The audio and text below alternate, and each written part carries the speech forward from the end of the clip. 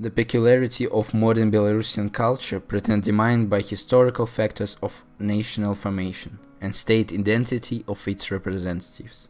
Historical heritage and its rethinking contributes to the formation of a modern nation. The Middle Ages pearl of the Belarusian architecture is the Nesush Castle. This is one of the most famous attractions in Belarus, which served as the residence to the richest family of the Grand Duchy of Lithuania, Radzivills. Today, when we talk about this family, first of all we think about the men, owners, politicians, military and cultural leaders. But a significant number of women from the Radzivill family left an important stamp in the past. Duchess Maria Eva Magdalena Joseph Elżbieta Apollonia Katarzyna was born on the 8th of July in 1860 to the family of Count Ivan Zawisza and court of honor of Her Imperial Majesty Mary Kwanetskaya. Like all children of the aristocratic families, the young countess received an excellent education in the French fashion, made a trip to Italy in 1871 and lived in luxury surroundings of Warsaw, occasionally coming to the summer estate of her father Kuchtice and Zernivka. According to her contemporaries, Magdalene had regular features, expressive grey eyes, and the hair of ripe wheat color. Mary Magdalene's parents began look for the groom for their daughter. Parent choice, always wise, but not always agreeable, stopped at the fabulous rich Count Ludwig Krasinski. On the 27th of April in 1882, a wedding was held, struck Poland with luxury. In a year, Magdalene bore the only child, a daughter, Mary Ludwig, to her husband. After 5 years, her beloved father died. Her husband often traveled over states. Loneliness and boredom. She devoted herself for upbringing her daughter. In 1895, when Ludwig Krasinski died, the daughter received the capital of the astronomical sum of 50 million rubles, but Magdalene got only a small fraction of money. After her husband's death, the Countess Magdalene was relieved to live for their homes, Kuchtice and Zernivka. She continued upbringing her daughter in the best traditions of European education, traveling with her. In one of these trips in London, Magdalene met the Prince Nicholas Radziwill Václav.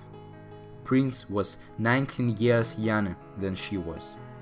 Brave soldier with Radziwill fire in blood, charmed the Countess Magdalene. On the 18th of April in 1906, they were married in London, in the Bavarian Royal Chapel. However, eyewitnesses claim that the marriage couple only laughed at these trifles and returned to their Kuchtice to settle there permanently and twist a cozy family nest. Prince Nicholas was interested in gathering the Belarusian folklore, even held a railway branch in the state Zernivka, calling the station in honor to his wife, Zawisza. In 1914, Germany declared a war to Russia. Moral Prince Nicholas couldn't remain unclaimed, and even the words of the woman he loved couldn't keep him at home, away from the disaster, which soon happened. On the 30th of November, in 1914, he heroically died in East Prussia. The poor widow stayed alone again. She settled in her house in Kuchtice and since that time had gave herself to the charity. With her help and support, many editions of young Belarusian writers and poets were published. Run, Kugan Kvetka, Wrath. A lot of books were published in the community, Zaglяние солнца и у нашего конца, in which works of Bogdanovich, Buyla, Yadvigina were included. Without her attention didn't remain Belarusian publication Belarus.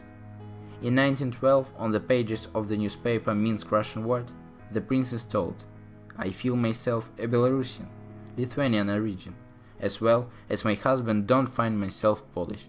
In 1913, she was trying to realize an ambitious idea, to organize in Minsk a hospital for poor children.